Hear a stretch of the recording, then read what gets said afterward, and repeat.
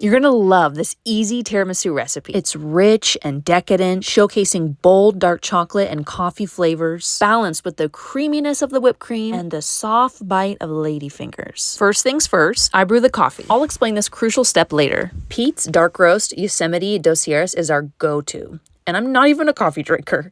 It's organic and from Costco, and we love it. First, gotta grind it. Wow, that smells homemade. I store it in these handy mason jars to avoid messy spills. Now, you are more than welcome to use espresso instead of brew coffee when making this easy tiramisu recipe, but we don't got an espresso maker around here yet, so we're sticking with our coffee maker. For this tiramisu recipe, I like to make 1 full cup of coffee so that I have plenty of coffee for the ladyfingers to soak up. Next, I add in heavy cream into a small bowl. I pour in 1 1/2 cups of heavy whipping cream. For best results, you want to make sure the heavy whipping cream comes right out of the fridge and is mixed in a stainless steel bowl like this so that the cream can stay nice and cold. Then I add in 1/2 cup of sugar and 2 teaspoons of vanilla extract. Adding the vanilla in the tiramisu just really elevates the flavor profile in the cream and adds a nice, subtle sweetness to the dessert. If you want to make your life easier like me, I use our KitchenAid cordless hand mixer since whipping the cream requires sitting down while making it, as it takes some time for the whipped cream to form. Don't over whip the cream. You want it fluffy and not flat. No flat whipped cream here. I know it's tempting, but I have to tell myself to knock it off.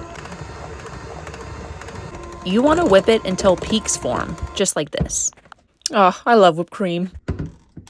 Now it's time for the mascarpone. Italians, are you impressed? I tried. This is truly the key ingredient that gives the tiramisu its unique and delicious taste. I fold in 8 ounces of this Italian soft cheese made from cream, and it kind of resembles cream cheese, but fluffier and lighter. My spatula from Crate & Barrel is perfect for this, making sure that tiramisu has no plastic aftertaste. I only fold in the mascarpone since I want nice chunks of it in every bite of the tiramisu. Don't go overboard on stirring this one. Tell yourself to knock it off like I do. When the mascarpone is evenly folded and distributed into the whipped cream, it should look something like this.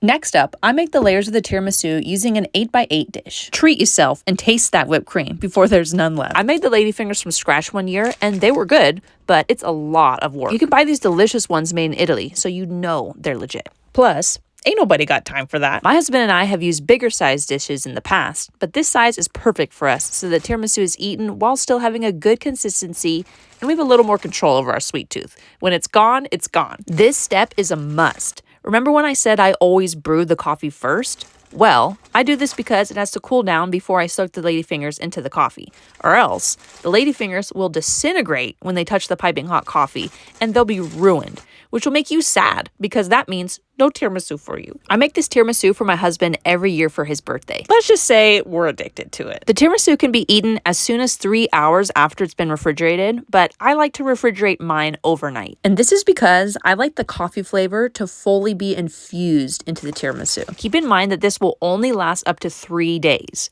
You could probably extend it, but the ladyfingers will start to get soggy. If I want the ladyfingers to hold their shape longer, I don't soak them in as much coffee.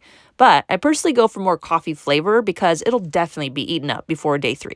People think tiramisu is really complicated and hard to make because it looks super fancy, but my recipe is actually very easy and doesn't take much time. I'm no longer intimidated by fancy looking meals because most of them look hard to make from the presentation when it's really just some whipped cream, cookies, and sprinkled cocoa on top, cut into individual pieces. My parents went on an amazing trip to Italy where they got to go to many different parts of the country, such as Cinque Terre, Florence, and I've never been, but have always wanted to go to see all the art since I went to school for art history. They raved about how much they loved eating the pasta, pizza, and gelato, so we want to try the real deal. Their secret to traveling in Italy that truly made their trip dreamy was traveling by train to their next destination. It gave them the opportunity to slow down and enjoy the country's landscape and each other. We're really excited to visit these places soon and make videos for you guys to enjoy. Make sure to subscribe to see us eat the best tiramisu in Italy when we go to visit. The coffee and the dark cocoa give the body to this delicious tiramisu dessert. It gives it a richness, but it's not too overpowering where it limits how much you can eat because it's very easy to eat.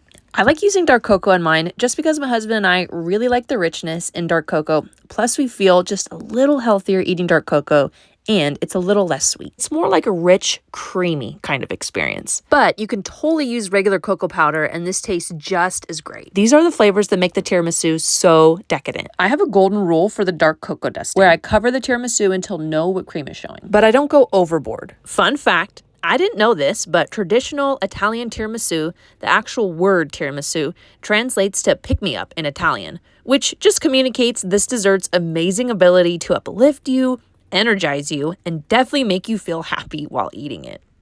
If you're drooling over this tiramisu right now and really want a piece, like this video. Now it's time to cover this beauty up with some plastic wrap and pop it in the fridge. 3 hours later. Yeah, I have a confession to make. We've definitely eaten a lot of this since I made it. Let's just say we kind of liked it. Okay, the truth is we couldn't help ourselves. It's just so good. We each like to have a nice hot cup of coffee with a delicious piece of dark cocoa tiramisu. The rich, dark cocoa flavor makes it feel indulgent yet light and fluffy. What country do you want me to make a dessert from next? Tell us in the comments. Check out more of my delicious, mouth-watering desserts right here.